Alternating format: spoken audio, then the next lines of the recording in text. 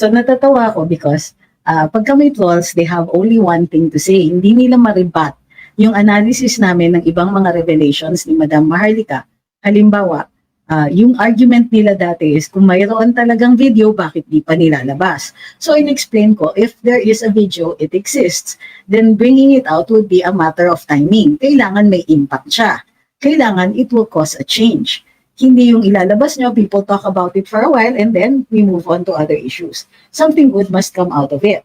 Now, recently, as in today, naglabas ng ilang mga documents si Madam Maharlika regarding the surveillance and, if I'm not mistaken, possible arrest of known personalities who have been using illicit substances. According to her, mayroon din pong this pertains to the president when he was still a senator.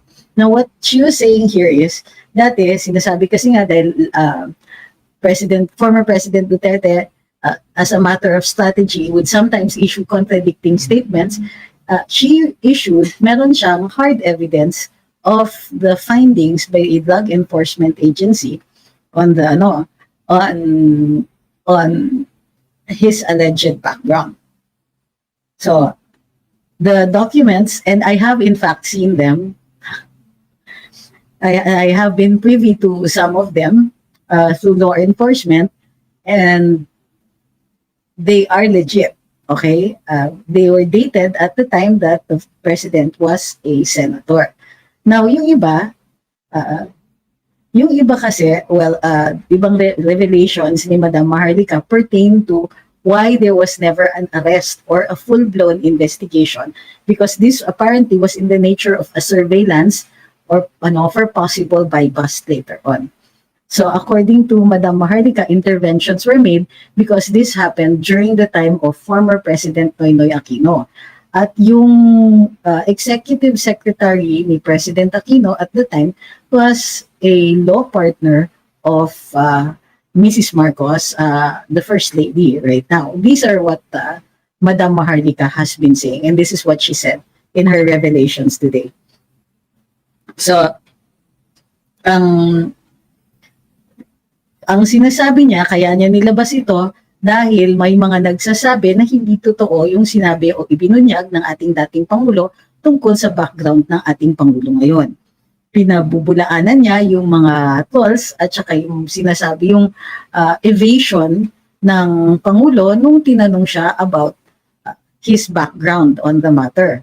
On this particular, I prefer to refer to it as a health concern. Kasi di ba yung mga dilaw dati, ang sabi ni Remy Robredo, dapat health issue na lang yan, hindi krimen. So, in this case, on this particular health issue, he avoided the question about it and instead pointed to the former president's alleged use of fentanyl, which unfortunately for him was doctor prescribed and therefore legitimate. And at the time that he mentioned that fentanyl, tapos na po yung paggamit niya. It is to manage pain. So, what can we derive dito sa revelations ni Madam Maharlika? Well, number one, of course, is hindi na maaaring i-deny, one, yung background, and two, yung knowledge ng ating dating Pangulo tungkol dito. It restores credibility to the statement. Hindi na po magagamit yung simple denial dito regarding the background on illicit use.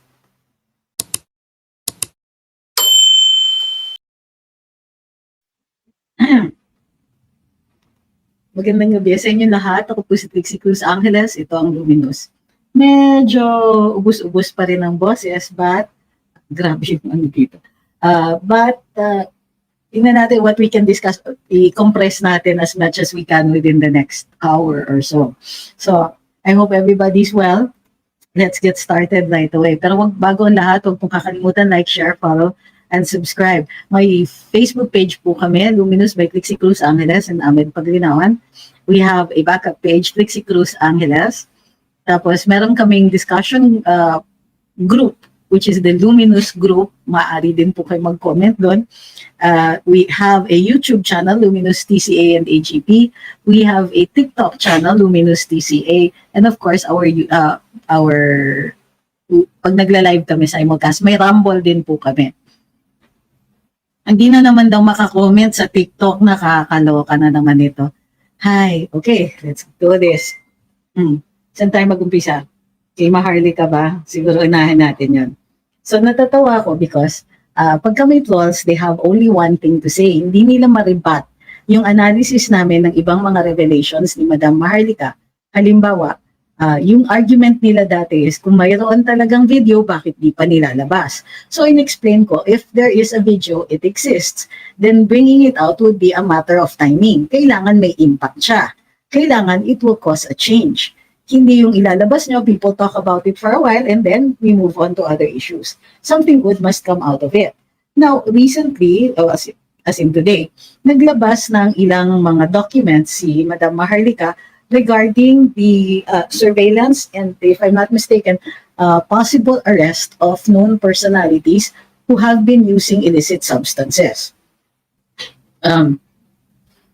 According to her, mayroon din pong this pertains to the president when he was still a senator. Now, what she was saying here is, dati, sinasabi kasi nga dahil former President Duterte, as a matter of strategy, would sometimes issue contradicting statements. She issued, meron siyang hard evidence of the findings by a drug enforcement agency on the on his alleged background. So the documents, and I have in fact seen them. I have been privy to some of them through law enforcement, and they are legit, okay? They were dated at the time that the president was a senator. Now, yung iba kasi, well, ibang revelations ni Madam Maharlika pertain to why there was never an arrest or a full-blown investigation, because this apparently was in the nature of a surveillance or for possible by bust later on. So according to Madam Maharlika, interventions were made because this happened during the time of former President Noynoy Aquino. At yung executive secretary ni President Aquino at the time was a law partner of Mrs. Marcos, the First Lady right now. These are what Madam Maharlika has been saying, and this is what she said in her revelations today. So, ang sinasabi niya, kaya niya nilabas ito dahil may mga nagsasabi na hindi totoo yung sinabi o ibinunyag ng ating dating Pangulo tungkol sa background ng ating Pangulo ngayon.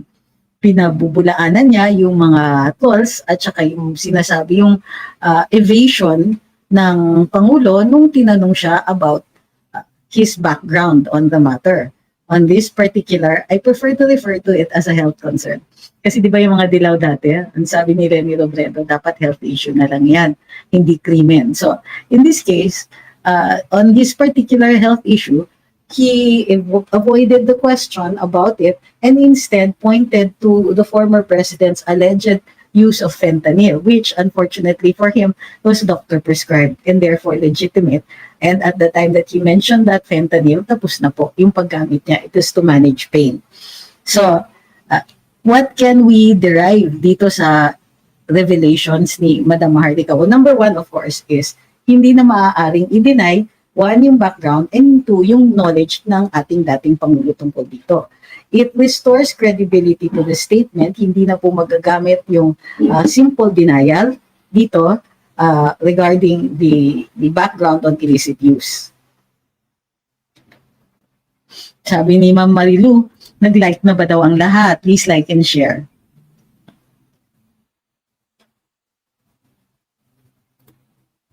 Okay. So nakikita natin ngayon,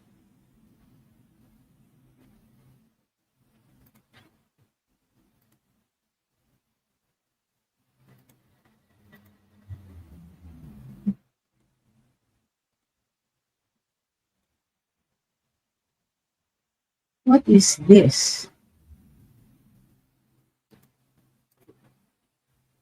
Yan. Alright. So nakikita natin ngayon that habang nagsasabi tayo ng ganito, ito yung standard na sinasabi ng mga trolls. Naniniwala kayo kay Maharlika or they will username, babaguhin nila yung pangalan, at in order to disparage her. But here is the thing. Why would we not? Okay? Particularly when this person has already produced documents. Nilabas po ngayong araw na ito ni Madam Maharlika yung pre-operation documents ng drug enforcement at the time.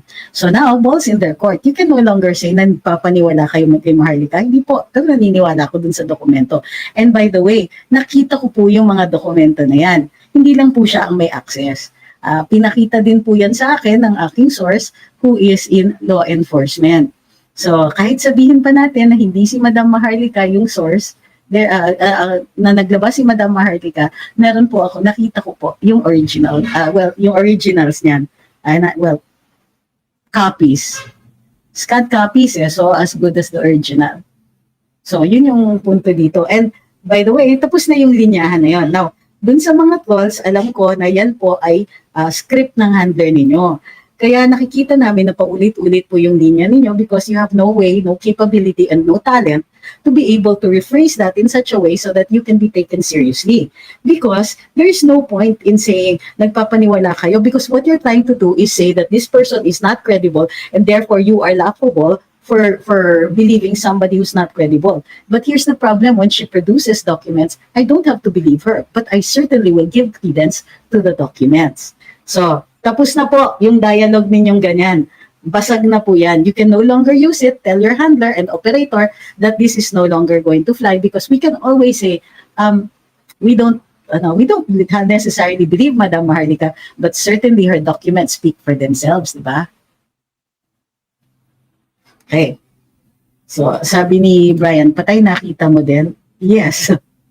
Because nga, it's not exactly a secret anymore. Matagal na yon because this was pre-2016 eh. So, matagal-tagal na.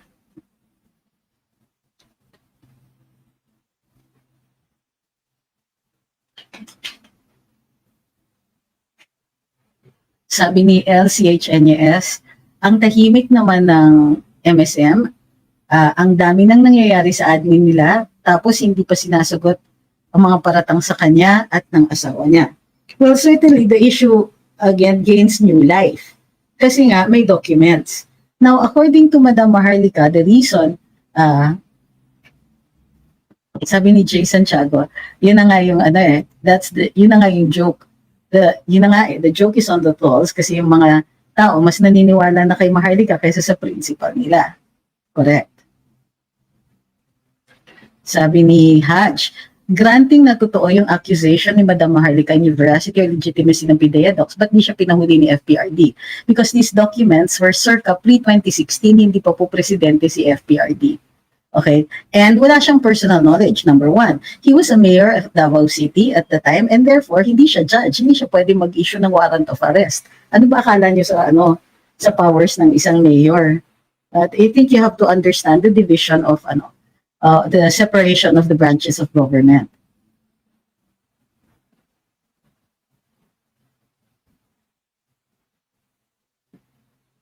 Sabi ni Ma'am Victoria, yung nagsara yung Duterte Attorney Pix nakakota na. Sabi ni Jaius, pwede na po ba itong ground for impeachment, betrayal of public trust po? Hindi po ito evidence of current drug use. It's evidence of former drug use. Time-bound yan. Kasi yung investigation was conducted nga during the time of President Noynoy, not current. But certainly, he can be asked. Kasi para sa akin nga, this is also, it's not just a criminal issue or an issue possible for impeachment, but that will require nga current use. But a question of health. Is drug use or the former drug use continuing? If it is continuing, does this allow him to make competent decisions? Will he be competent? Will he be capable of making the kind of decisions and exercising the kind of powers that the president has? Right? So we can inquire into the state of health because the Constitution allows it.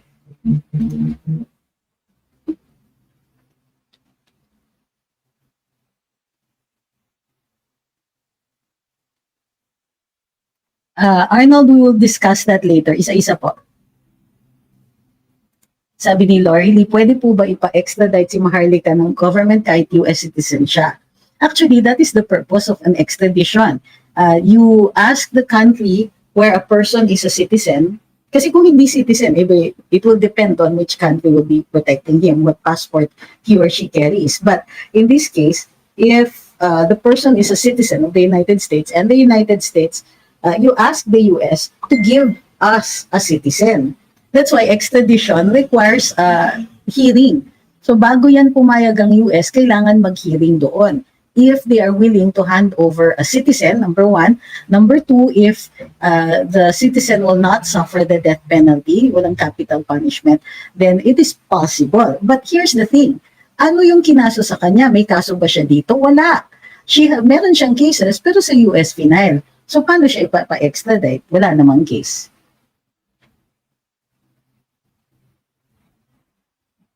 Sabi ni Brian, so yan na. Anong dapat gawin dyan? Kahit matagal pa yan, pero ibig sabihin, addict ang president natin ngayon. Well, we don't know that. We have evidence of previous drug use.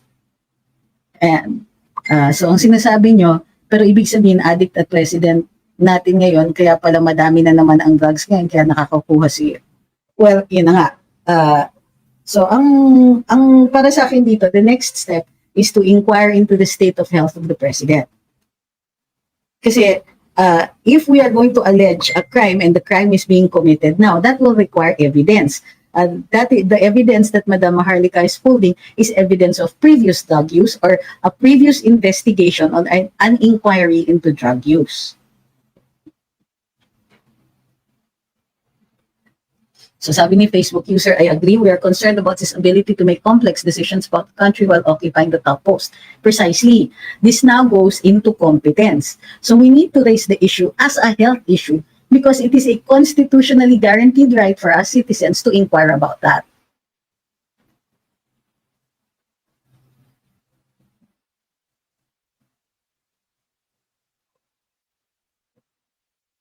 Sabi ni Ricardo, see, look at the line here. Huh? So let's take this apart. Asan ba si Maharlika? Ha, ha, ha, ha. Di ba nasa US? Ha, ha, ha. Nagpapaniwala kayo doon. Highs. Panay fake news lang sinasabi niyan. So again, he does not indicate how he thinks this is fake news. Panay panira, lawyer po kayo. So this is what they always do, no? They say, I'm a lawyer, why am I believing her? Mr. Ricardo Arelce, or if that's your real name. Baliktad pala, Estrera. Okay, this is what lawyers do. We represent oftentimes people who are in trouble with the law, people with previous criminal records. We appear in court to defend precisely the kind of person that you, in your imagination, think Madam Maharlika is.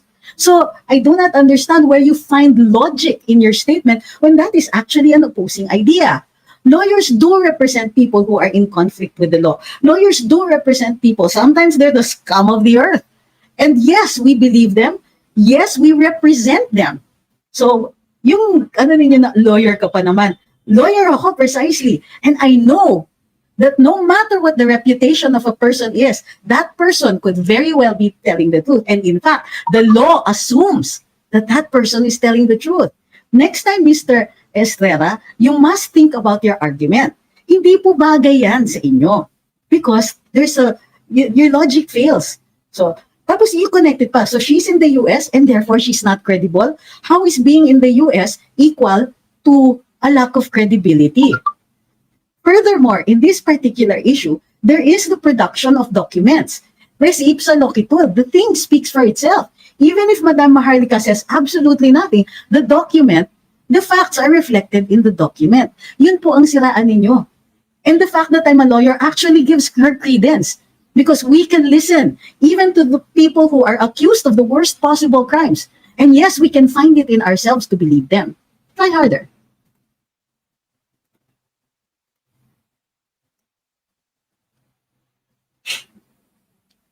Sabi ni Alejandro Vergel, possible po ba na kinausap ni FPRD si Inday Sara bago siya naging running mate ni Vivian tungkol dito sa PIDEA document?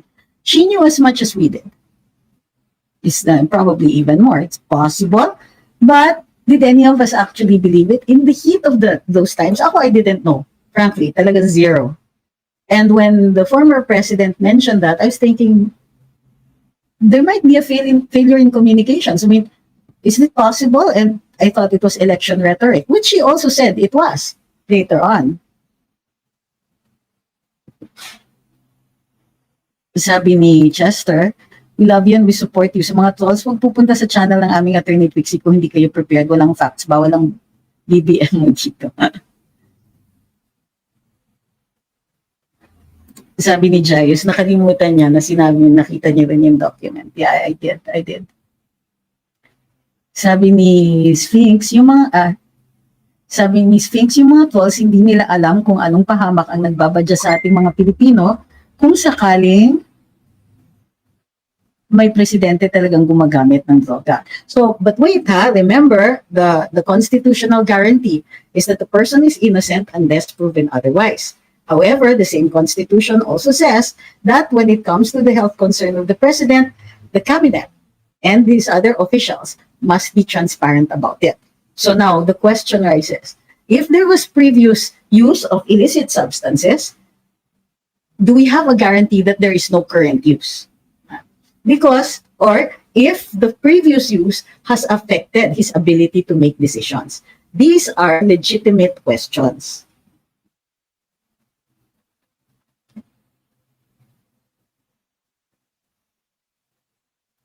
Sabi ni Raa, di ba matagal na niyang hawak yung pulburan video bago niya binigay kay Maharlika? Sinong niya? Who are you talking about? Sino yung niya na sinasabi ninyo? Until now, di pa rin niya nilalagay sa safety yung family niya kaya di pa rin naging ilabas yung pulburan video?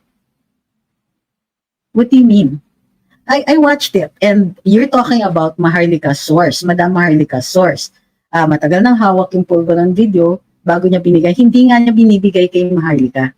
Until now, di pa rin niya nalalagay sa safety yung family niya. Kaya, well, that's what she says. Now, there are different levels of security considerations. There is, yung nga, mababang level, no, very little to no danger. Number 2, possibility of danger. Number 3, greater probability na of danger, and so on. So, dun sa mga levels na yon, it's possible that you're prepared for some levels but not for the others. So, why would you prepare for something if hindi niya binibigay yung video? Ano yung pinaghahandaan niya? So ngayon, now that she has a certainty na ilalabas niya yung video, then the security risk goes up.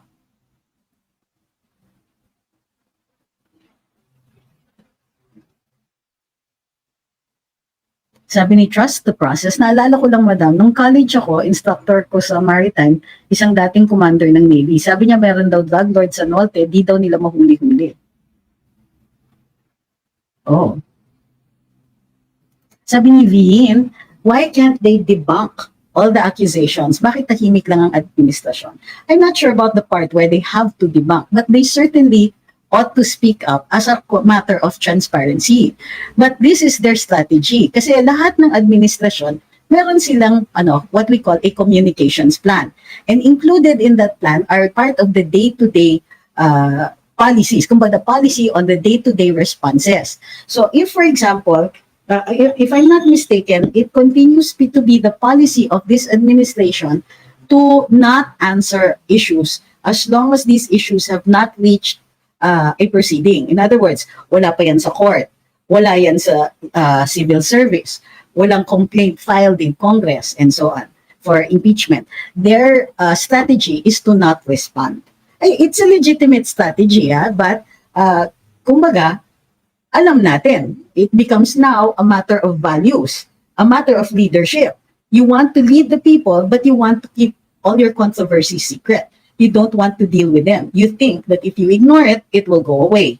So, is this the kind of leader we want to have, or we want to continue? Is this the kind of policy that we, the people, think works for us? Because let's face it, the president is powerful, but that power comes from the people. Binoto kasi natin siya.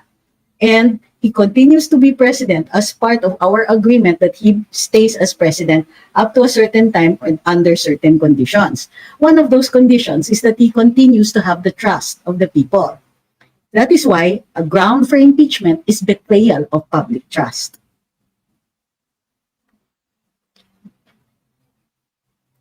Sabi ni Brian, so need natin protektahan ang mga pulis at military ngayon. That is true actually. Kasi medyo hindi magandang kalagayan ng ating presidente kaya medyo pa iba-iba yung mga sinasabi niya ngayon. Well, I'm not sure if that is an indication, pero ang sinasabi natin dito is that it's certainly a question that he ought to tackle. It is an issue that he must face.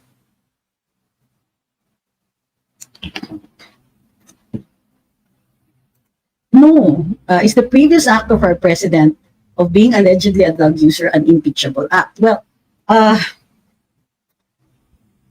para sa akin for me personally, given the circumstances, not yet. Because it has to be, kumbaga, you have to commit the high crimes during the time of your presidency. But that's my theory. It's not a settled issue. Kumbaga, if this is taken to court, in other words, the Congress denies an impeachment complaint on the ground that it was not committed during the time of his presidency, we can ask that sa Supreme Court. It's not a settled question.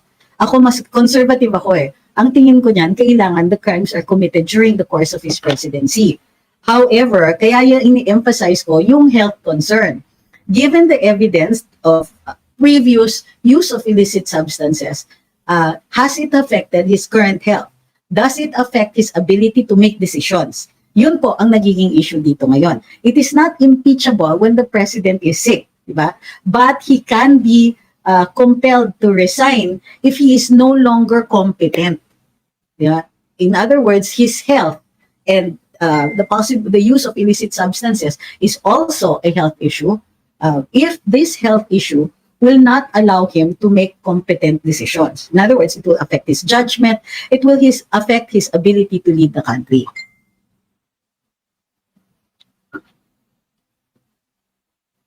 Okay. Like I said, wala pa tayong conclusions dito. Meron, nakita natin yung documents of which indicate possible use of illicit substances at the time. In fact, the documents indicate some level of notoriety. Anong ibig sabihin ng level of notoriety? Ibig sabihin, ang dami nang nakakaalam, reputational na po yung pag-inquire ng drug enforcement sa kanyang paggagamit at the time.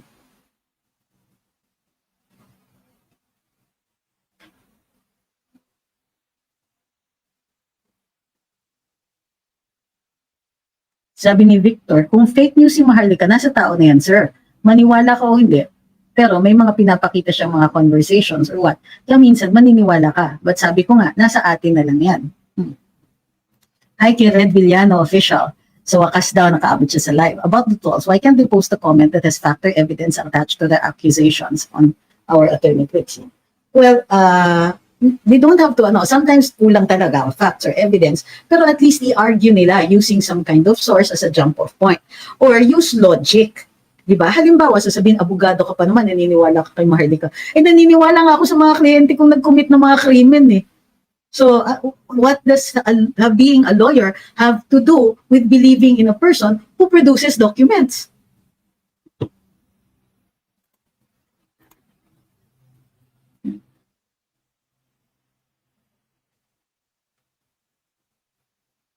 So, if you'll notice now, the trolls that come in, all they're saying, and kasi hindi sila prepared eh.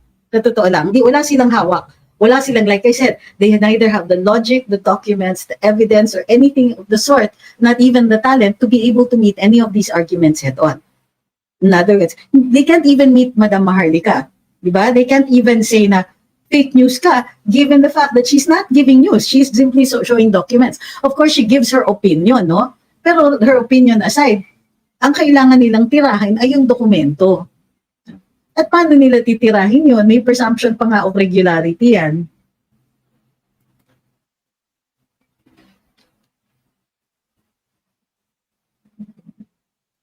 Sabi ni Cortop, Maharlika can't even provide pulveron video that she's saying 2023 pa niya yan sinasabi. I'm starting to think that it's only a hearsay. Oh my goodness. Okay. What is the definition of hearsay? It means the person who is telling you this has no personal knowledge. Okay? When Maharlika tells us something, doon now she says she's seen it. So may personal knowledge na siya. So noon, when she tells it to us, hearsay yon. But the person who told her, hindi yun hearsay. Now, sinasabi mo that she can't even provide the pulveron video. Well, she never claimed that she could provide it. Ang sinasabi niya is this one exists and that it is there as a sword of Damocles over the president. that this is something that can possibly fall on him at any time. This issue could get away from him. That if they don't get their act together, then this thing will come to a head, including the possible release of that video. So my problem is that para itong yung sine, yung it's a Twilight Zone episode. Somebody, they're riding in a bus, a mysterious man comes in, and then he whispers something to a woman on the bus. Woman goes out and offs herself. And then suddenly, but before she does that, she tells somebody, she whispers to that somebody. That person tells somebody, and then after each of the persons have told another person, they off themselves. So apparently what they were saying was that they were telling the other person, I know the secret of life. I know the secret to the meaning of life. I know the meaning of life now. And then they off themselves. Yeah. So when we were watching this, yung kasama ko, sabi niya, so what's the secret? Sabi ko, that's not the story. The story is that once you know the secret of life, you don't want to live anymore because that's it. Your entire life is built in finding that secret, in finding a particular purpose. And once that secret has been revealed, what's the point in living? So I don't know if you get the analogy. So in this particular case, when we're talking about her credibility, because the issue is credibility, that's what the trolls are saying. And that's what you're saying. You're saying she has no credibility because she can't produce the video. It's not hers to produce. What she's saying is that this exists. And now she's saying that she has seen it, and that the person who actually owns and holds the video is now going to produce it. That's when it goes to the next level.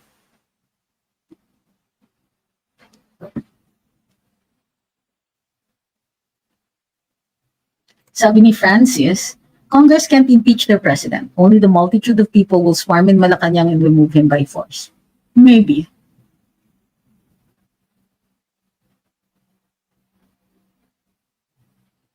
Sabi ni Edsel, this is a destabilize the administration, Marcos again, and political demolition again, Marcos. And ganyan din ginawa ng mga dating Pangulong Ferdinand Edralen Marcos. Do you deliberately misspell his name? I mean, I really want to know.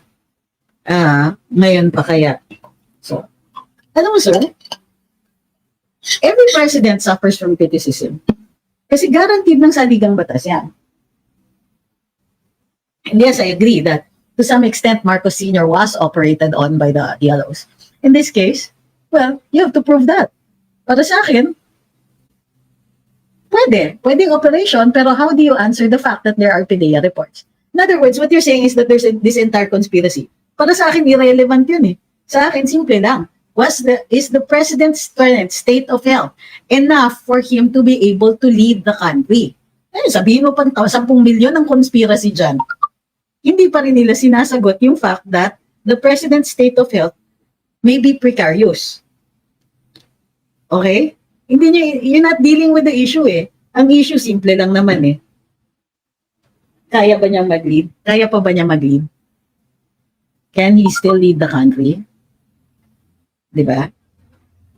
Oops. Bakit ayaw mag-charge ng aking... Dali lang po ha, kasi baka malubat ako eh. Excuse me, give me 2 seconds, 30 seconds. Sorry.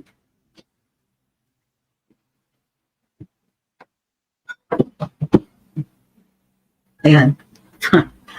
Got it. Okay. Thank you kay Chester's Voice sa padala na roses at saka coffee.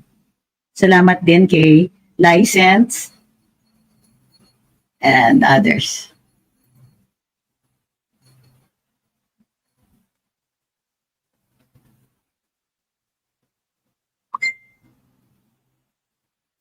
Okay, sabi ni Cor, it is indeed hearsay, the fact that it came from somebody else. Yes, but what is the rule on hearsay? Hearsay is a rule on admissibility of evidence. So, for public discourse, hindi yan required. This is not a case. We're not in court. She can say anything that she wants. Of course, it's up to you to believe it. I understand that you're trying to question the credibility. Okay lang.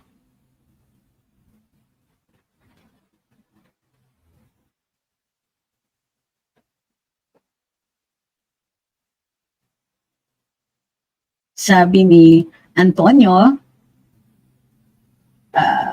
kahit driver lang sa bus, pag naka-drugs, pwedeng mapahamak ang pasahero, yung presidente pa kaya. Baka mo declare sa conflict sa China, mapahamak ang taong bayan. True. Sabi ni Jim Yu, sa dami ng aspirations ko, no, wala na atang natupad. I can't find one solid accomplishment, puro WPS, People's Initiative, at SMN ay nangingibabaw. Now, hashtag justice for the ati.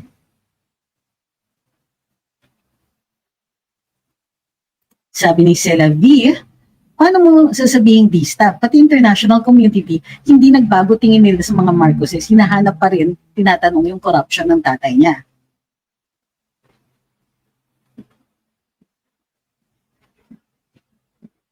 Sabi ni Rex, bakit tinakpan yung isang name?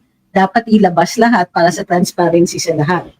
Because the president is a public person and a government official, and therefore open talaga to question about this.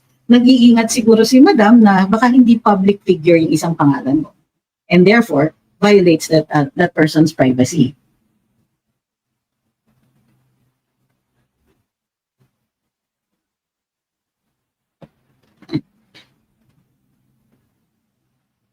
Sabi ni El, no need na ng video, kitang-kita naman ang mga nangyayaring kabalbalan sa admin niya dahil sa mga pinaggagawa niya at ng asawa niya.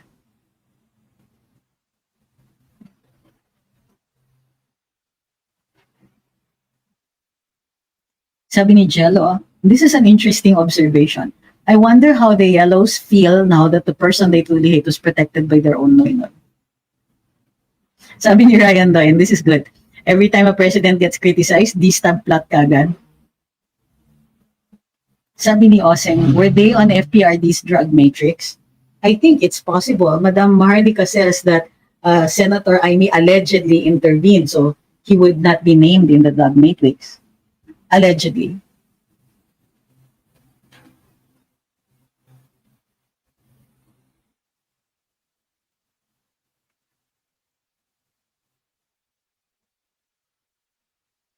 Sabi ni Ma'am Ninita, di ko need makita yung video na yan.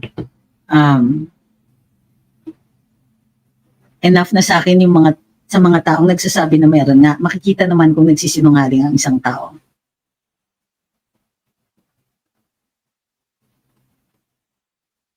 Sabi ni Manix, okay, and this one is also an interesting way of trying to destroy her credibility. He's saying, maka-views lang, kung ano pa pinagsasabi, galit na yan, dahil hindi na-appoint. Alright, sige, let's assume that these are all true. Paano yung documents? So paano what did you say about the documents? Kasi what you're saying is that kung ano-ano na lang sinasabi, she's angry and therefore she's because she wasn't appointed and therefore she will say anything makapanira lang. Now, she's not the one speaking anymore. May documents. The res ipsa loquitur. It speaks for itself. So paano yan? Because regardless of whether or not she's angry, whether or not she got appointed, whether or not she's disappointed, the document has nothing to do with her appointment. So paano yan?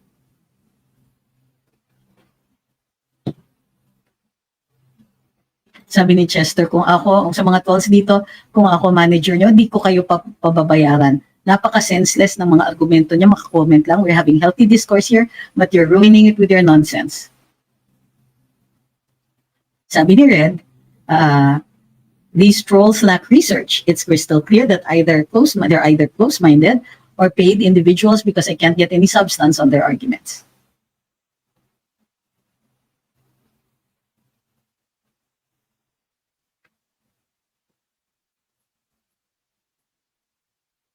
Okay. Okay, here, this one is even more interesting. Sabi niya, allegedly, who are you? You're just no one. Shut up. Wait a minute. You come to a person's live and tell them to shut up. I think that the whole entire purpose of holding a live is to talk. And then you come here asking us to shut up, which is like ridiculous in the extreme. I wonder how you breathe.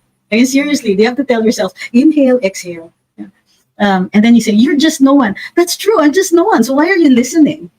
Why are you worried about what I'm saying? If I am no one, why do you want me to shut up? If I'm no one, then nothing I say is going to make any difference. So where is this need to make me shut up coming from? Crickets? Okay. That's interesting.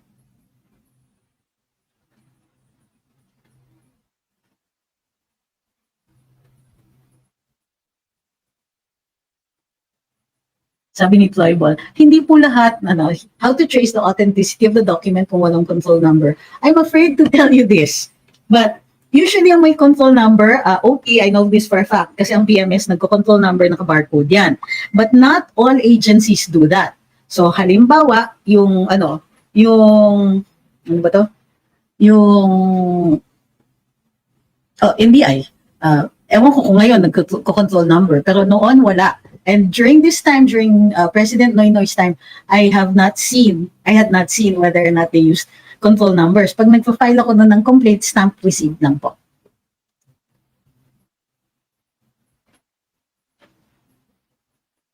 So, masyado po kayong nag-ano. So now that's your argument, control number, hindi po lahat ng ahensya nagko-control number o nagba-barcode. And remember, this was pre-2016. Hindi pa po ganyan yung sistema at the time. Hindi po ganito yung sistema at the time. Huwag naman po kayong masyadong excited. Hindi po yan deduson.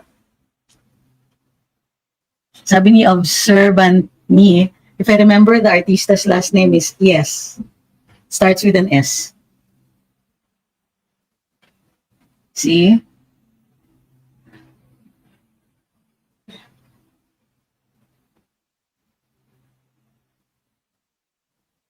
Napansin ko sa mga trolls, ang daming masasabi pag SES, andito din sa expose ni Maharlika sa discussion sa lupa ng mga ati tahimik, out of scope ata sa instructions nila.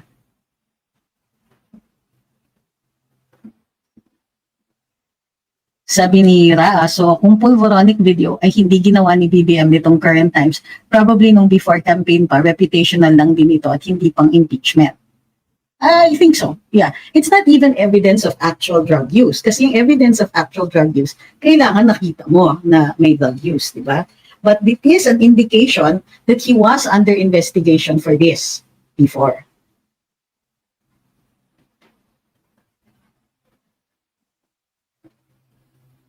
Sabi ni Carlo, wala pang memo ang mga trolls paano i-debunk ang mga legit docs kasi sa totoo lang mahirap labanan ng ebidensya.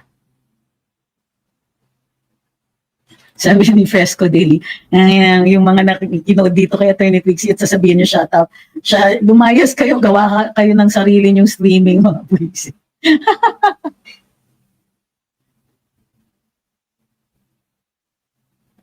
Sabi ni Faye, kumahog na siguro ang mga agents sa call center ng BBM HQ para manggulo sa mga lives ng mga DDS vloggers. I say DDS kasi yung mga pink clown vloggers nag-hiatus na.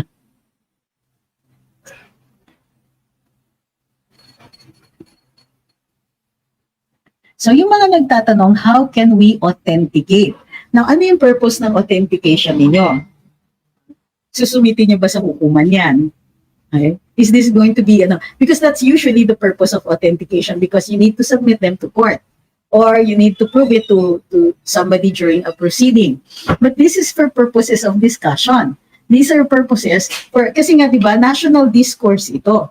Yan ang yung sinasabi ng Presidente Duterte. Anong sinasabi ninyo magpresenta ako ng ebidensya? Asa hukuman ba tayo? This is for public opinion. This is for public discourse. Ito'y kailangan natin pag-usapan because that's guaranteed by the Constitution. And even public discourse can lead to the creation of policy or the creation of laws.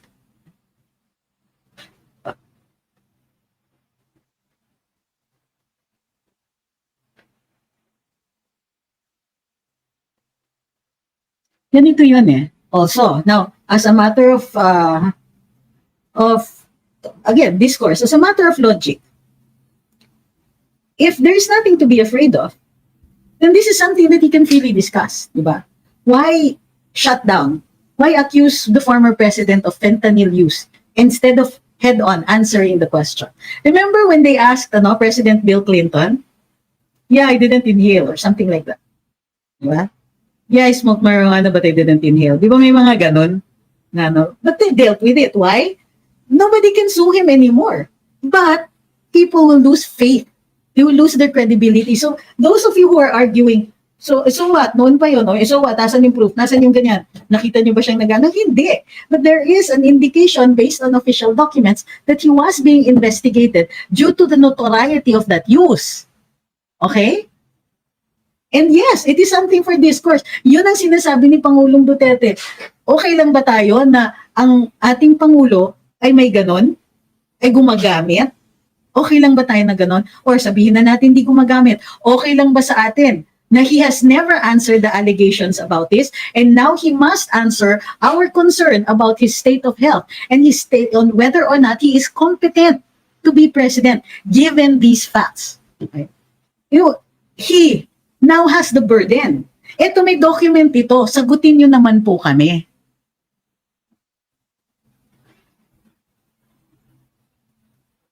So ito, tignan niyo yung argument na to. Some pilots drink. Does that make them bad? What if they already quit drinking 5 years ago? The drinking could, does it affect their judgment? We can still ask. Diba? A former alcoholic, recovering alcoholic can be asked, what if you fall off the wagon? What if the decision, the part in your brain where decisions are made or evaluated, has the former use affected that? It's a legitimate question. So your analogy is, it fails. So, and I'm saying, yeah, but you're right. Some pilots drink. Does that make them bad? Of course not. My father was a pilot. He would occasionally drink beer, but he wouldn't drink when he was going to fly. Right? And certainly it would be something that we could ask. Are you still drinking when you're flying? My son is a pilot. He doesn't drink at all. He pretends to. Goes to a party, holds on to a beer, and then pretends to take sips all throughout. So yun. Sabi ni Pam, Q, keep it up. We owe a lot of knowledge and information from you. Politics, archaeology, history. Sabi ni Raa, baka ang isasagot na naman ni BBM dyan sa PDEA leaks. I won't dignify that na naman. Pakapalan ng mooks like yung ginawa niya sa sinabi ni Duterte sa bangag niya. Well, yun na nga, I think that they must now make a new communication strategy. Kasi hindi na po umuubra yung sinasabi nila. So, here's the thing. You can bash Maharlika and all that and say, she's not credible and all that. But my question is, why doesn't the president answer? Since this is a matter on his state of health, he has to answer. There is a requirement of transparency by the Constitution on the state of his health. He has to answer that. Sabi ni Oseng, and drinking is not illegal. Hi kay Eliseo Taparan. Kung ibang sasagot para sa kanya, iyon ay walang silbi para sa akin. Siyang dapat sumagot.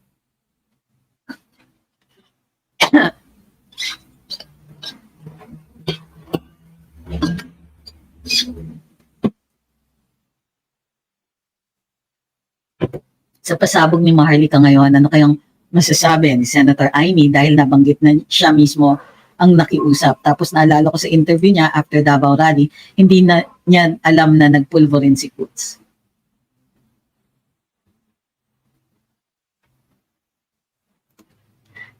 Again, let's look at the argument here. So let's break it down. Fake news yung pulverin na yan, kung meron yan, matagal nang nilabas at meron pa nalalaman na tamang panahon. No sir, ito na nga nilabas na nga yung documents. So, actually, mali na yung argument mo. Nasa listahan si BBM mismo sa Bato, tao niya ang sabi, wala nakita. Si Bato, well, hindi niyo ba alam na magkiholay ang drug enforcement at saka ang PNP? Did you know that? Or those are two different agencies. So, I think Mr. Wings Kakot, kailangan makinig kasi kayo sa start pa lang ng live So, sorry, panis yan, panis. Sabi ni Gachi, it's baffling that some Filipinos are okay to be led by an illegal drug abuser, lalo na he's the sole decision maker if we go to war or not. No, actually, that's Congress. But he can make a good case for it.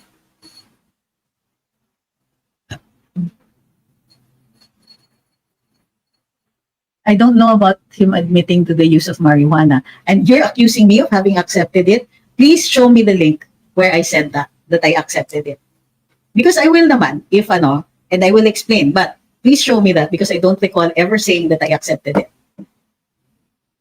Ako yan ha, ako sinasabi mo, ako yan ha, ako, Nathaniel Tuliao, ako yan. So please show me where I said that.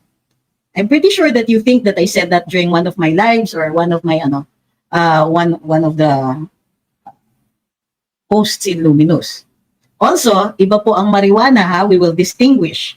Okay? Remember that the marijuana was already being proposed for legalization for medicinal purposes. If that's when the former president said that he used it, then why not? It's acceptable.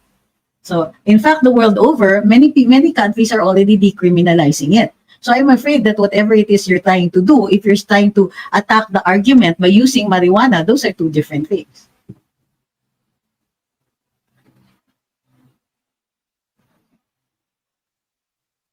Sabi ni Well Falks, BBM will go down in history as the worst Philippine president ever. Sayang panalo niya. Sabi ni Kinilo, okay lang ba ang ating mga sundalo at kapulisan na may commander-in-chief silang gumagamit ng illegal na droga? Well, like I said, it's not evidence of current use. Okay? But it's, tama yung sinasabi nila, that reputational.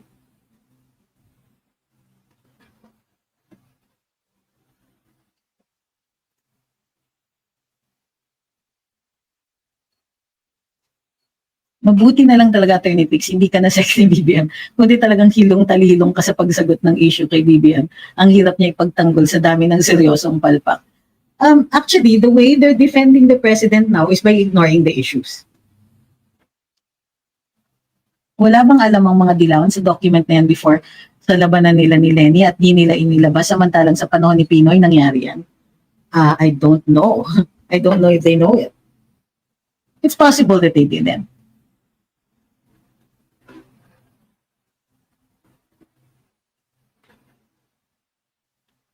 Wow, just in. Bagong pahayag ng Meralco sa pagtawang supply. All past summers, kabaliktaran ng pinagsasabi. Start na ba ng damage control? Sorry, off topic. Well, I think it's relevant. I agree. Parang yun sa tubig. Di ba? Well, ang problema dun sa tubig, nagtaas sila ng presyo kasi sabi nila, El Nino nga daw. So, ewan. Sabi ni YouTube user, ang galing, the way our country is now, unstable and sinking ship. Listen to all his conflicting statements. Gusto mo umunlad ang economy pero nagtatawag ng giyera. Seriously, ano ba talaga Pangulo? Good one.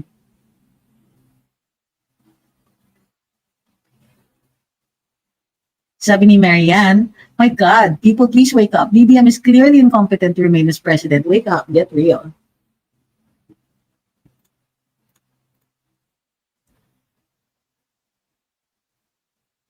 Ito, Christian is raising a good question. May healthcare professionals ba dito, pwede bang ma-reverse ang side effects ng cocaine use? Okay, the cocaine, well, yeah. Yeah, is anybody here who can, Wait, thank you kay Colette Ku for the roses and the other gifts. Pwede rin kay, thank you rin kay Jars. Sorry, nakakaligtaan kong banggitin itong mga to. Thank you kay Arvin, kay Chesters, kay Ramil for following. Thank you kay License. Sino pa ba? Ayun, kay Ramo 57, and kay Kulet po ulit.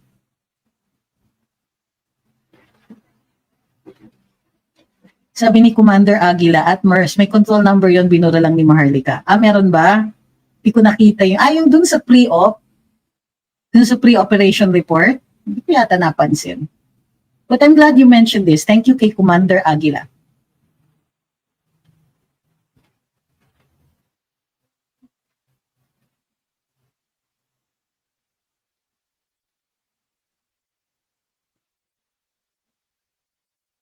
Kita mo, ito.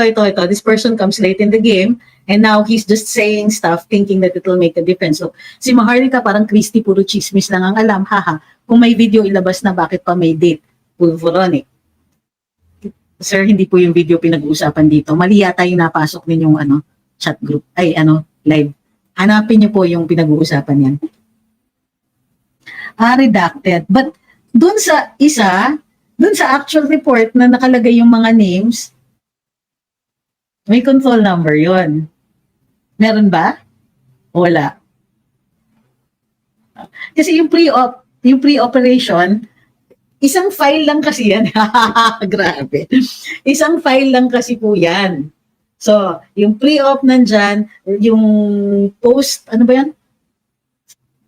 May tawag sila doon. Basta yung post-operational report, ganyan. Tapos dun sa filing of cases, yung initial findings, ganito. May mga ganyan. Tapos dapat may mga attachments na yung mga.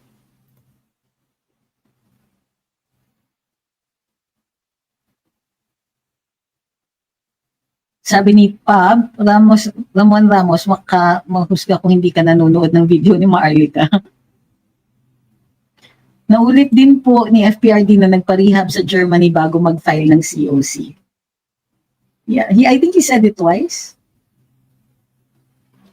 Sabi ni Nax, kung sa work nga, if may malubhakang sakit, tanggal agad. Ba't ito drugs na ayaw patanggalin? Well, hindi lang yon. Ang ordinaryong mamamayan, ang ordinaryong kawani ng gobyerno, kapag may ganon, dinig namin na drug use ka, magpa-drug test ka nga. Diba, ganon. So, ewan ko kung bakit dito, pinakamataas na opisyal ng bansa, ang isasagot sa'yo, walang control number. Ha?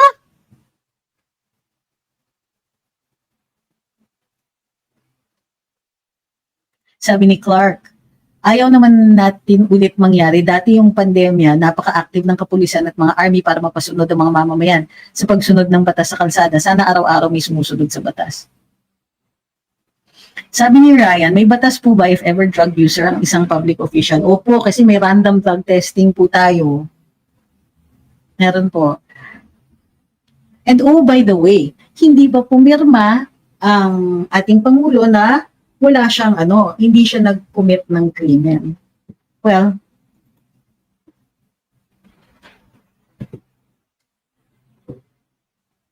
yun, sabi ni Mamina, 2012 to 2016 yung PDEA report. So BBL lied in his candidacy. Will this invalidate his winning the elections? That can be raised as a disqualification for him to hold office. The problem is, it should have been raised at elections, otherwise presidential. Has to go to court. Or, impeachment.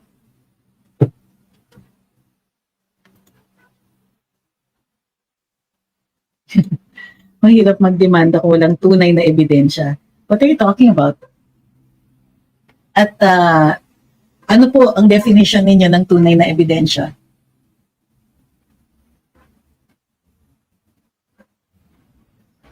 Sabi ni Luan, di ba dininay na ng PIDEA na walang katotohanan ng sinabi ni FPRD? Anong papeles na yan? Sagutin ng PIDEA kung peke ba siniwalat ni Maharlika para magkaalaman.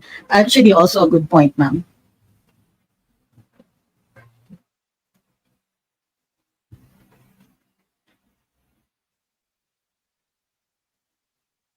Sabi ni Poms, cute, nag-nursing assistant ako sa drug rehab before. Lahat ng serious sintomas na kay kuting. Grabe.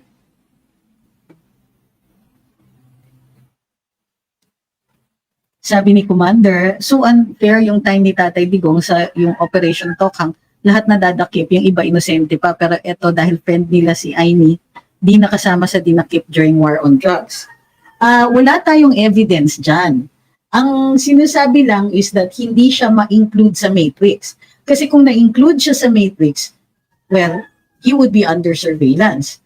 But we don't have any evidence either that he was not put under surveillance during Duterte's time or that he had drug use during that time. Diba? Ano yung rule? The rule is presumption of innocence. So what we have is that he was under investigation 2012 to 2016 for possible use of illicit substances. We have no evidence or drug report for during the time of President Duterte. Some of us can speculate that kaya nga walang report dahil nga pinatanggal siya as a possible suspect or person of interest.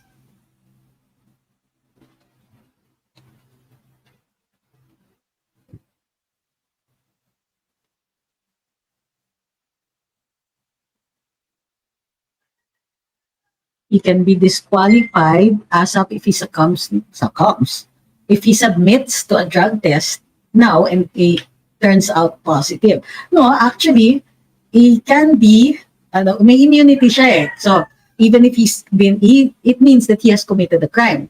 And if that crime is drug use, we can equate it with a high crime that can be an impeachable offense. So, yun po yun.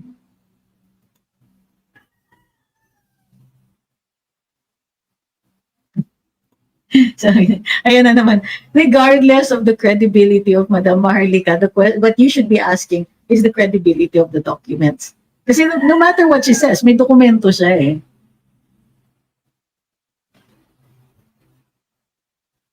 Sabi ni Poms, QTS, kanina lang napanood ko sa live. Hindi niya maikabit yung pin, tinulungan pa siya and sobrang sweating. Nasa aircon naman siya lagi.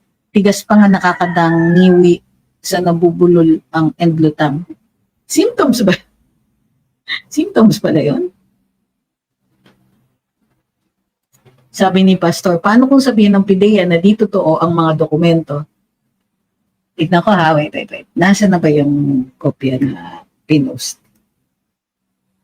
Kasi may PIDEA na ba nun? If it is, let me check ha. Dyan.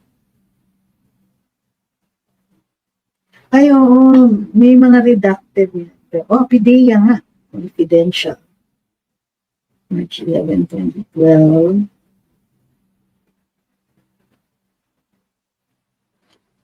Well, you can question the persons if not the agency. Of course, they can lie, pero ang problema, meron ng dokumento eh. Meron pa mga pirma. Kailangan lahat yon i-controvert nila. Nakapost na daw sa Daily Tribune.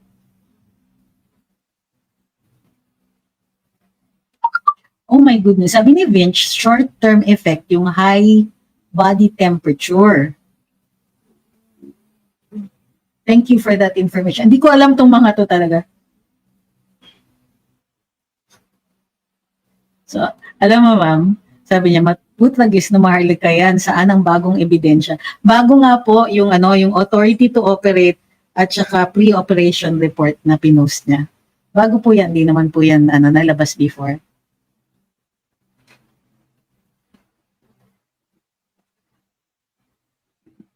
Sabi ni Wanda Man, first phase, kinancel na ni BBM ang mga totoong Pilipino na nagdala sa kanya sa eleksyon. Second phase, nakatuon siya ngayon bagong Pilipinas na manloloko na naman ng kabataang botante. What a scheme. Sabi ni RC, guys, ang hilig ninyo sa mga kunwari ganito, sa mga hypotheticals. I don't like hypotheticals kasi you don't really know how these things turn out. Kung kunwari na legit yung papeles ni Maharlika at pwede siyang rason para sa impeachment, paano po aandal kung majority ng Congress ay kay BBM? Mababaliwala lang ba yung ebidensya na yan? At the risk na galitin nila yung taong bayan. You have to understand that politics is still a game of numbers, di ba? Sino mas marami? Tayo o yung mga kongresista? And like I said, pwedeng hindi impeachment ito. Uulitin ko ha, health issue. He can be forced to resign without having to go through impeachment if it is a health issue. Sabi ni Your Nightingale, I'm assuming you're a doctor or a nurse, no? Irreversible ang effect pag long-term abuse sa cocaine. Guys, we are assuming that there's a particular substance that's being used here.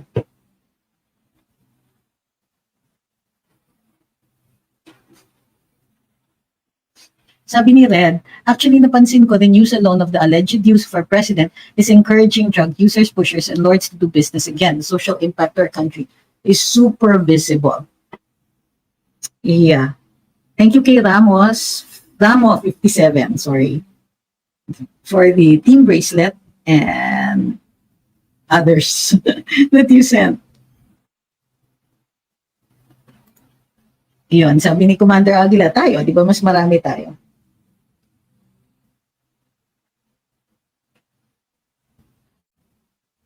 Sabi ni Faye, Maharlika's revelation and her doc, trigger na sana ng mga pinklawans nag-rally nga naman sa mga pages nila ng anti-Marcos, pero para silang mga nabusalan, walang nag-iingay, DDS na lang naghahabol. Okay. Mukhang na-over na tayo dito on this particular issue. So ulitin ko at least yung mga basics para rational yung approach natin. This is not evidence of current drug use. It is evidence of an investigation into former drug use, but 2012 to 2016. Okay. And it indicates that there may be concerns, one, about the filing of his candidacy, if he was truthful in that. And number two, it also raises a possible health issue. So ang tanungan natin is this person competent to hold the highest office of the land? That's a matter that can be for discussion among ourselves.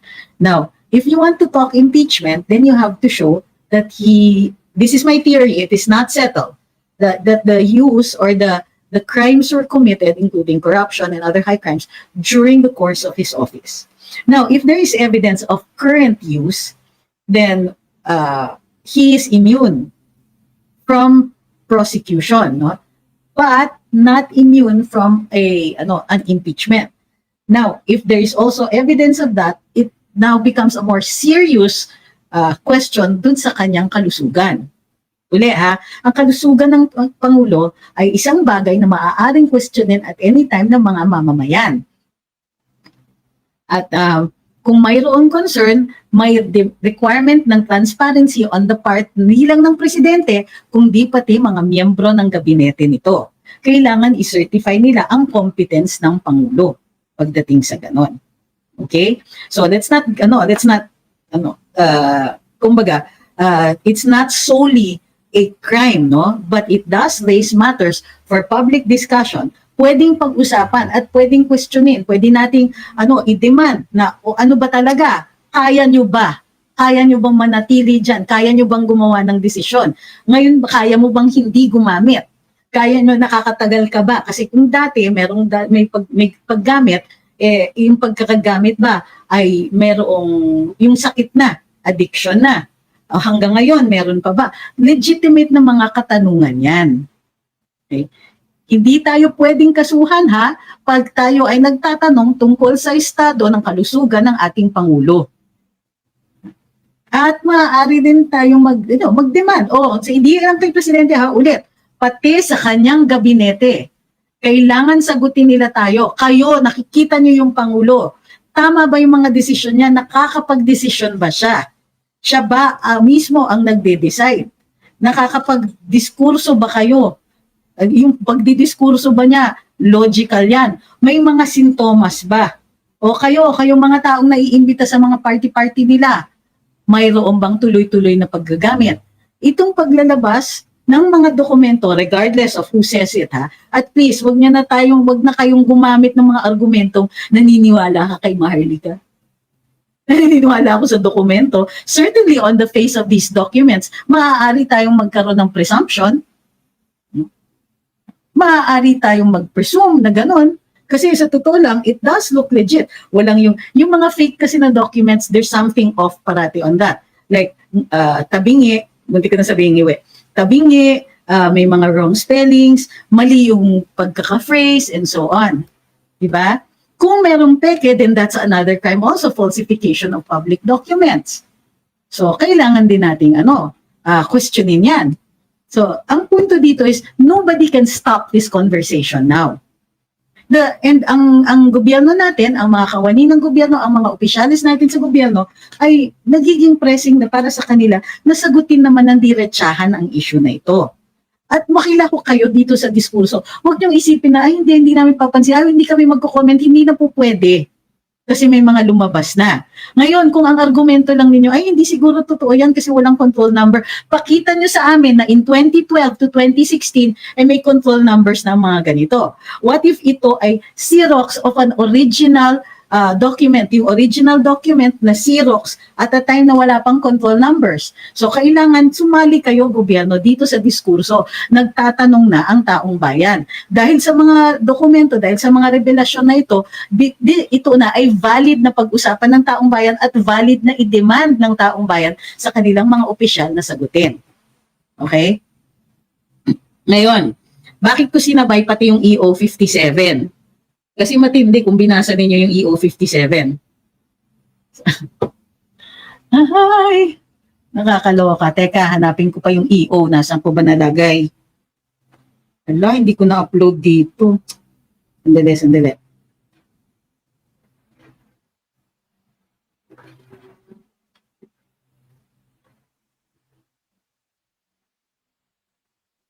Okay. Ayun. Naku, nandito sa isa kong ano. Binuksan ko sa OG. Okay.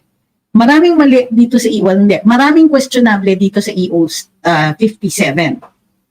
Ang EO 57 nilabas the other day. Teka, hanapin ko lang hindi para maayos tayo.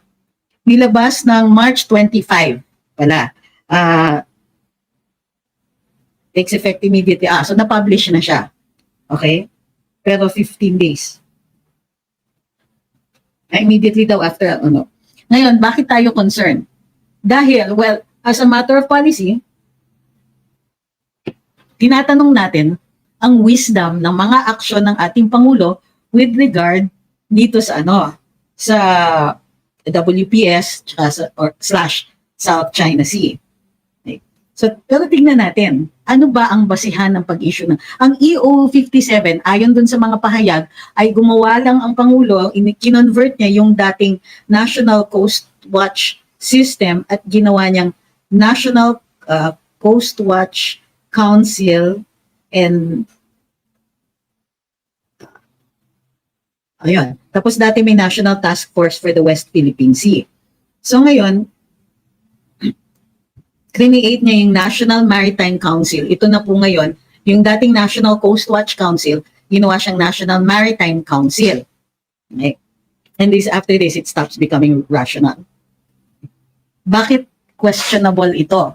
Sinasabi ng mga pahayagan na policy making body lang po ito para gumawa ng bagong rules tungkol dito sa ating maritime security and maritime domain. What is maritime domain? Sabi dito, all areas and things of, on, under, relating to, adjacent to, adjacent to, or bordering on an ocean or sea or other bodies of water, including all maritime-related activities, infrastructure, people, cargo vessels, and other includes maritime zones such as internal waters, tama, territorial sea, tama pa rin, contiguous zone, wait, exclusive economic zone, wait, and continental shelves, wait. Ang sinasabi dito ay bahagi ng ating maritime domain ang internal waters, territorial sea, contiguous zone, exclusive economic zone, continental shelves, and all areas relating to, adjacent to, ayan, bodies of water, other bodies of water, including all maritime-related activities, etc. Ano yung maritime security, protection and conservation of the country's marine assets, maritime practices, territorial integrity, coastal peace and order. It encompasses everything, military, socio-economic, economic zone, continental shelves, and political concerns, environmental and political concerns. Now, sa whereas clause pa lang nagkamali na sila. Section 7, sabi ng whereas clause number 1, the Constitution provides that national sovereignty, territorial integrity, national interest, and the right of self-determination are paramount considerations of the Philippines in its relations with the international community. Bakit sinama yung right to self-determination dito? Let's hold that thought for a while. Sabi dito, the state shall protect the nation's marine wealth, its archipelagic waters, territorial sea, and exclusive economic zone. Take note, it says, protect the nation's marine wealth in its exclusive economic zone and reserve its use and enjoyment exclusively for Filipino citizens. Ito, tama to. The Philippines is an archipelagic state, exercises sovereignty, jurisdiction, and sovereign rights over its maritime zones.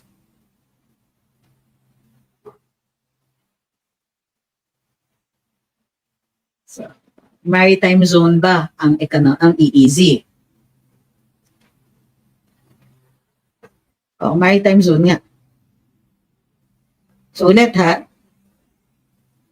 exercises sovereignty, jurisdiction, and sovereign rights. Despite efforts to promote stability and security in our maritime domain, the Philippines continues to confront a range of serious challenges that threaten not only the country's territorial integrity. I'll take note of that second part.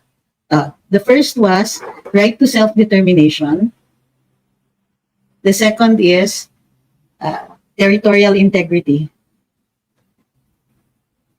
but also the peaceful existence of Filipinos, including their fundamental right to live in peace and freedom, free from fear of violence and threat. Nakikita niyo na kung saan papunta ito.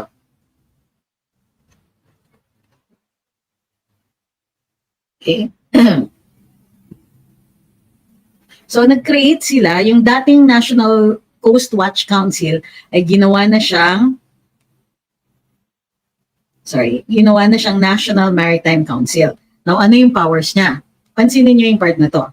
Exercise overall jurisdiction, direction, and policy formulation, implementation, and coordination with other government agencies, experts, and organizations, both foreign and local, on all issues affecting the country's maritime security and domain awareness. Baka nalampasan kayo. Sabi sa mga pahayagan, policy making. But it is actually overall jurisdiction and direction on policy formulation, implementation, and coordination. Ang mahalaga dito, and take note of that again, implementation. Provide strategic direction for maritime security operations and its support agencies and multinational and cross-border cooperation on maritime security and domain awareness. Formulate and adopt national strategies, coordinate and oversee the implementation of the national marine policy, and periodically review and update the same as may be necessary in light of national and international developments. In other words, yung current policy, whatever policy that is, sila ay pwedeng magbago nito as needed.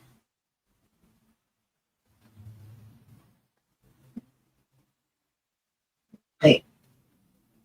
May other offices, presidential, yada yada. The National Maritime Center, which is the implementer, shall implement and coordinate maritime security operations. In other words, ito ay executive ang function. Hindi lang siya gumagawa ng polisiya. Hindi siya nagko-coordinate, nag-i-implement siya.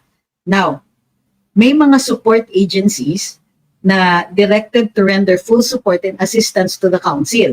Meaning, maaaring i-coordinate at ipautos sa kanila yung implementation, base dun sa kanilang jurisdiction, implementation ng National Marine Policy.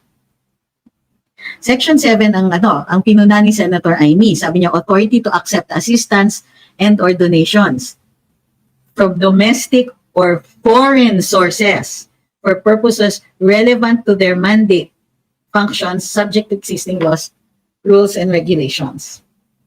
Diba? Parang free pass ito sa bribery. Kasi you can accept donations, domestic or foreign. So, basically, they want to make policy to places that include the EEZ. So why is this wrong? Or why is this not naman wrong, but questionable? Why it seems ominous? Right? Gagawa tayo ng rules para sa EEZ. Pero dahil ang EEZ ay hindi natin teritoryo, ang pwede lang natin rules ay sa exploitation and exploration. So, tayo lang kasi exclusive right natin yan. The exploitation and extraction of resources and so on. And exploration. So, bakit tayo gagawa ng rules? It should be for our own use. Kasi di ba tayo atin yan eh. So, tayo yung gagamit.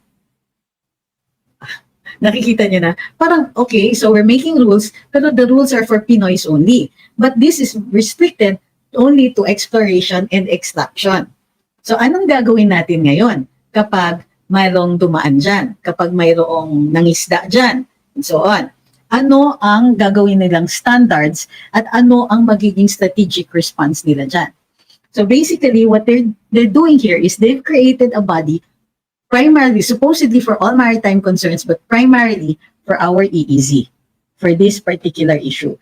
And this body is powerful because it can compel action. The persons who sit in the council are the ES, the Secretary of the Department of National Defense, the National Security Advisor, the Secretary of the DA, Energy, Environment, Foreign Affairs, Finance, DILG, Justice, Transportation, the SOLGEN, and the DG of the National Intelligence and Coordinating Agency. Bakit ang daming security agencies involved? Because we see this as the primary reason for the creation of this council.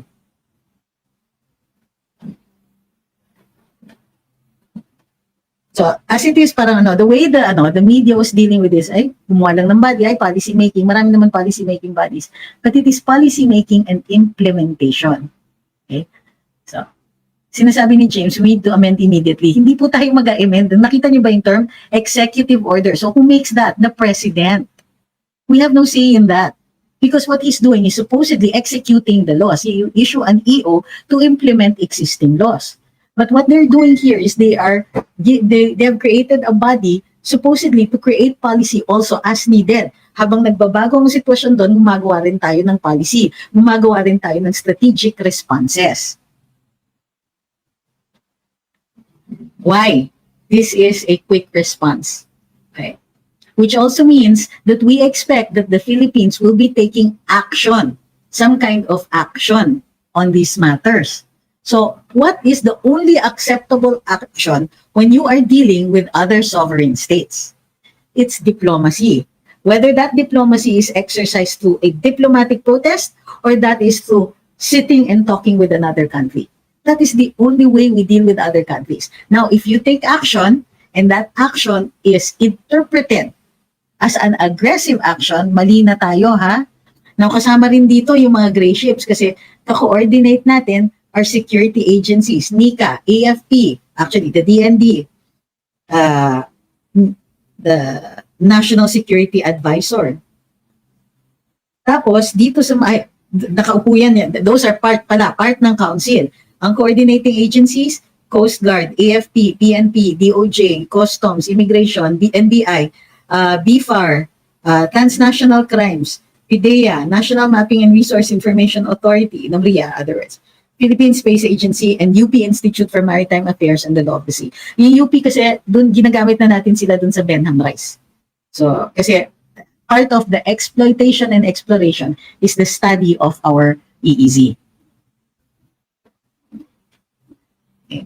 So, medyo kinakabahan ng ilan mga opisyalis, nag-statement nga si Senator Amy, what is this body going to do? They're not just going to make rules. They're going to implement these rules. And what are these rules about? Maritime domain and maritime security. They're preparing for action. Yun po ang nakikita natin dito. So we must pay close attention in the coming days dito sa National Maritime Council na ito. At abangan din po natin kung ano ang mga donasyon na papasok. Hi kay Ma'am Letty Jensen.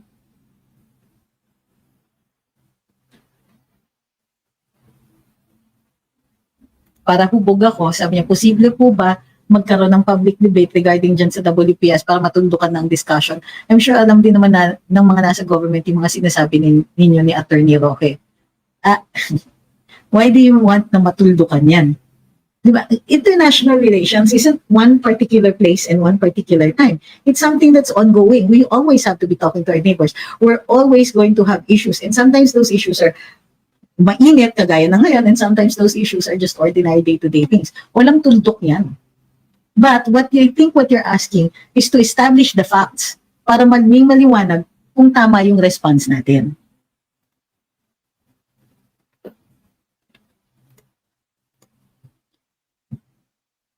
Okay. Sabi ni Discipline Respect, do we have sovereign rights in that particular West Philippine Sea? Is that area not already a militarized area? Ilan lang pong rocks ang nag-take over ang China. Hindi po nila na-take over yung buong West Philippine Sea. So, and hindi po nag-disappear ang ating sovereign rights, or at least ang claim natin based on the UNCLOS. Okay, so regardless of what happens there, our rights exist. Hindi naman po nawawala yan. But in order to protect them, there's some things that we need to do first. Halimbawa, hamon tayo ng hapon ng, di ba? Pasok kayo dito, sige, magkaanuan tayo, magkaalaman tayo, ganyan. In other words, this is the next step. The country is already taking the next step to protect these sovereign rights. My problem is the government in the way they are talking to us about it. Pakinggan mo yung presidente. Territory siya ng territory. Hindi naman po teritoryo ang easy. Sovereignty siya ng sovereignty. Wala naman sovereignty issues dyan sa West Philippine Sea. Unless kiniklaim natin as territory yung mga bato. So, no, it's not a militarized area. But the term militarized came from the arbitration decision. Yung militarized na yan, sabi ng arbitral tribunal, they cannot intervene pagka ginawa nating issue na may militarized area dyan. Or that are putting in military structures. Kasi hindi siya covered ng UNCLOS.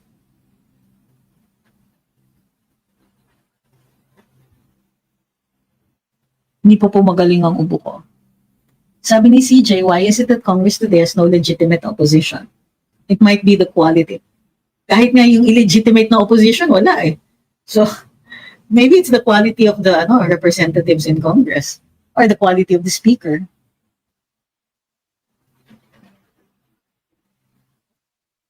Sabi ni Andrew Lau, China, magbasaan na lang tayo, parang ganyan ang dating. At uulitin ko para dun sa mga dito sa mga medyo clueless. Ang paggamit po ng water cannon is not an attack under conventional rules, under the international rules that's already been ruled upon. Civilian ship ang Coast Guard ng China at water cannon ang ginamit nila. Deterrent effect that doesn't cause any real damage. At least ganun yung pagkakatingin. Now, ibang usapan kung Navy yan, ibang usapan kapag armado. Okay? Yun, masasabi ninyong attack. So, pero naririnig natin na ang Pangulo natin mismo gumagamit ng mga terms na ganon. At ngayon, itong innocuous sounding Maritime Council ay marami palang capabilities, marami pala siyang magagawa. At mukhang ito ang magiging first responder kapag may issues doon sa ating EEZ.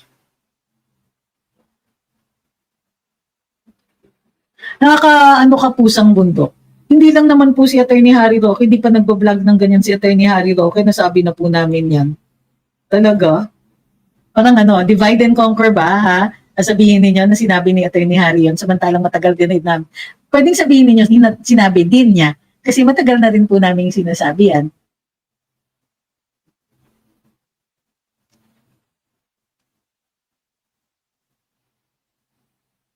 Sabi ni James, akala ko military ang CCG. Hindi po. Ang Coast Guard, the world over, hindi po siya military. Kaya yung ating Coast Guard is under the DOTR because it's not military, it is civilian.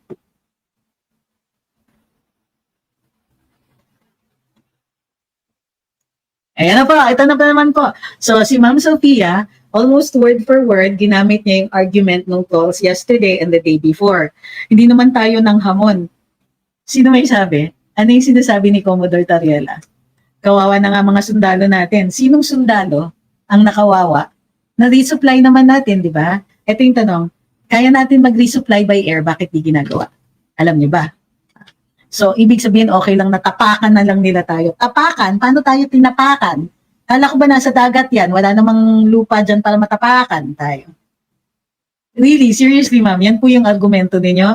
Balikan nyo yung handler nyo, sabihin nyo mali.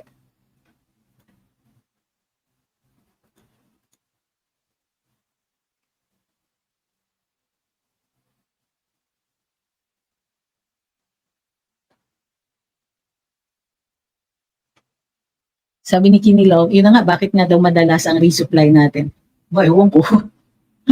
Napapadalas. Sabi ni Anzu, maingat din ng China. Kung totoo lang Coast Guard at militia lang hindi ko alam yung militia, pero definitely Coast Guard ginagamit nila. Which are civilian in nature. Oh. Sabi ni Ma'am Pusang Bundok. Sinabi nyo nga pala, sorry, sinagot ko lang yun. Actually, si Sas, si Sir Harry, kami dito, matagal na namin sinasabi yan. Kaya nga nahihirapan na yung mga trolls na dumating dito at i-cite yung arbitration decision eh. Kasi parati silang natatabla eh. Di ba? Hindi na nila magapansin ninyo. Gamit ang gamit, pagka nasa ibang wall, gagamitin na rin yung arbitration decision. Panalo tayo dyan. Tapos yung sinasabi na WPS is ours. Ours? Ours? What do you mean? In the concept of an owner? The WPS cannot be owned. Except for the terrestrial features, ha? Kung meron. Pag-asa, atin yan. Munisipyo yan. May munisipyo yan eh. Pero yung ayungin. Is ayungin ours? Diba? Is it ours in the conventional sense? May titulo ba tayo dyan? How can we say that the WPS is ours? We can say it is our EEZ. Pero when we say it's our EEZ, we don't own it in the concept of an owner. But what is ownership, di ba? When you say you own something, you have the right to exclude people from it. We have no such right.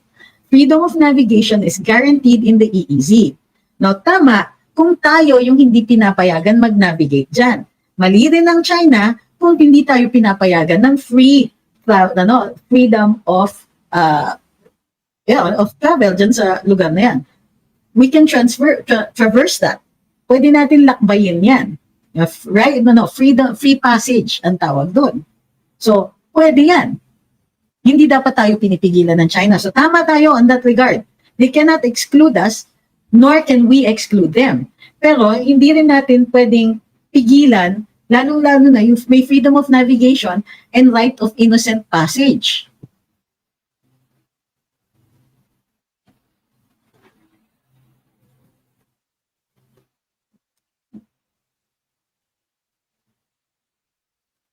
Sabi ni Brutal Noodles, bakit sa ibang banda kiniklaim nila binenta WPS ni former presidents GMA and PRD? If it is not territory, we only have exclusive ownership. No, we have sovereign rights. Why are some people readily pushing na atin yan? Kasi mahina talaga yung kanilang communications. Kaya nag-fail yung calls nila. Tingnan nyo, remember, nag-eksperimento sila with a group of bloggers. Yung mga vloggers, nag-create lang sila ng echo chamber nila, sila lang, hindi kumakala, tapos kawawa lang yung argumento nila. And we ignore them completely. So, hindi sila effective. So, ngayon, binago nila yung strategy nila. Ang ginagawa nila, nagde-deploy ng tools to acquire the audience of the vloggers with large audiences, with large followings. Yung trolls nila, nagkukomento. So, literal trolls yan. Because that's the definition of a troll. You're baiting somebody and then you will say something para ikasama ng loob. That's exactly what trolling on the internet means. So, pumupunta sila sa atin para mang-agaw ng audience o gamitin yung audience natin. Unfortunately, hindi magaling yung pagkaka-coach sa kanila. And they're incapable of argumentation, their language is inelegant, and they have no talent. Kasi, it's not enough to simply slogan, WPS is ours. Really? It fails the moment somebody points out that we have no territorial rights or sovereignty in that area. We cannot own it. We have the right to explore and exploit.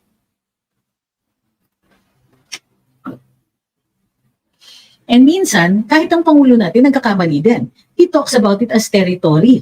He talks about it as having sovereignty. Patay.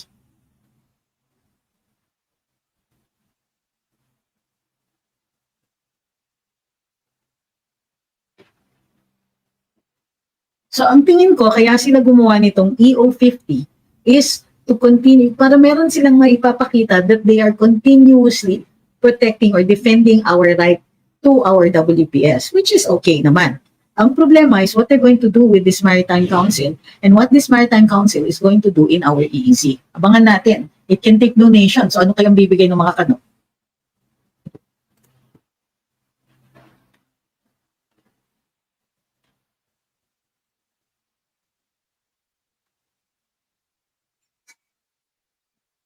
They can't rent it out kasi we don't have the right to possess. Okay, ulit. Sabi ni Chika, they will allow foreign entity to use our EEZ and they will take bribes, rent, or for the use of our economic zone. We can allow them to exploit because that is a right that we have. Pero rent, hindi. Kasi rent is to allow the possession. We have no right of possession over our EEZ.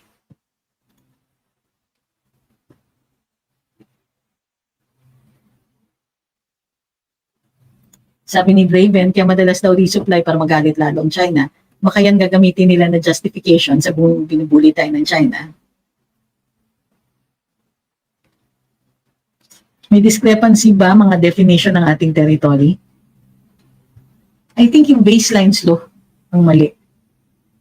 So, ewan ko kung ano, I have to check. Yung Kalayaan Islands kasi, ang claim natin dyan is territory. Pero, wala siya sa EEZ natin. Lampas siya eh. But I think nasa continental shelf pa rin. So, dalawa yung regimes in that area. Dalawa yung claims. The arbitral decision did not decide on the territorial claims. So, yung problema natin is yung pag-define ng national territory natin.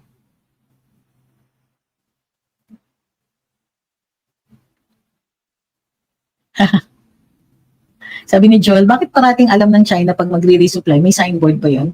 Eh, hindi na nga sila umaalis dun eh. At saka dali naman nating basahin, nag-iingay si Commodore Tariela eh.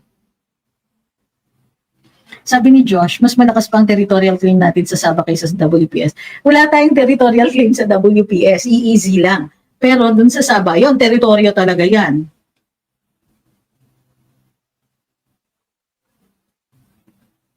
Okay, so, nauubos na po ang boses. So, we'll discuss more on this later in our next live tomorrow. Meron po bang mga ibang katanungan dito? Sabi ni Brutal Noodles, I think he deliberately says that because someone told him to say that. Parang there's someone who wants him to go ahead, bolster that narrative, then we got your back. Ay po sa yayaman sa military. Ano daw? Ano yun? Sabi ni Hashim, nakulang lang isang word. There's no winner in war, there are only victims. Okay, so maraming salamat. Ay, sabi ni Kiro, first time niya mag-comment, I always watch your videos, very informative, not biased, just telling the truth and direct to the point regarding the topics. Military industrial complex companies. Okay. Sabi ni S.C. Torani, ano po yung difference ng EEZ claim, territorial at sovereignty claim? Well, territory, from the word terra, means may lupa. Lupa ang kiniklaim natin. Now, if you claim an island, some islands generate their own EEZ. But in this case, the arbitral decision did not recognize any EEZ claim emanating from the Kalayaan Island groups.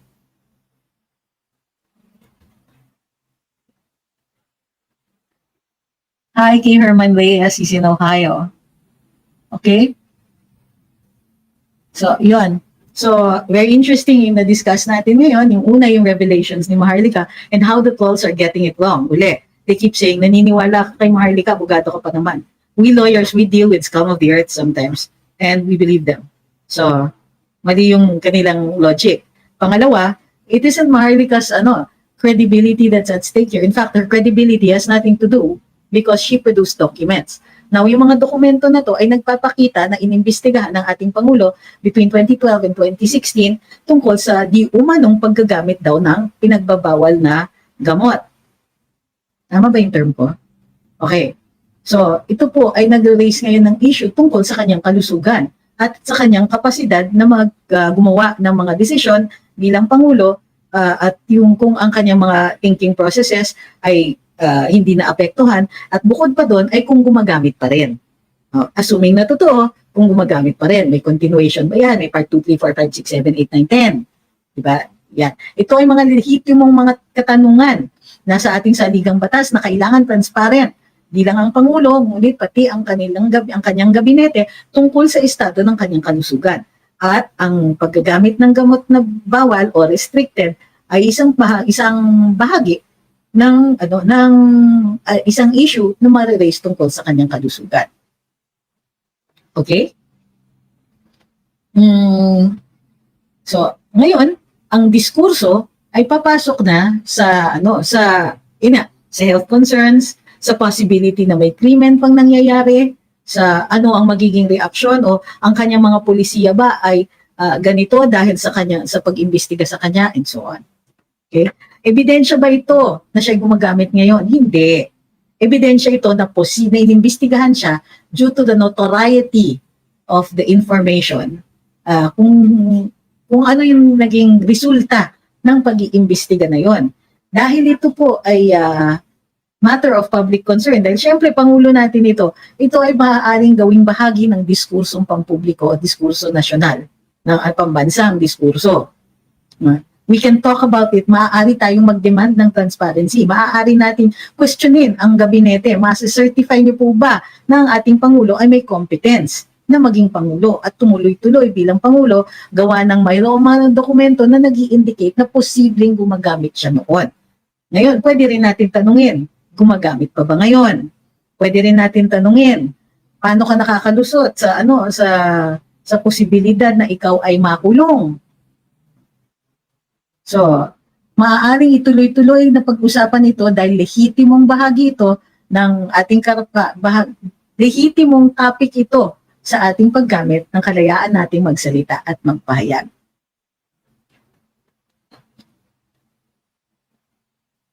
Okay, Jessie C, kahapon po, isa't kalahating oras po dinivote namin yun. Check out our previous live.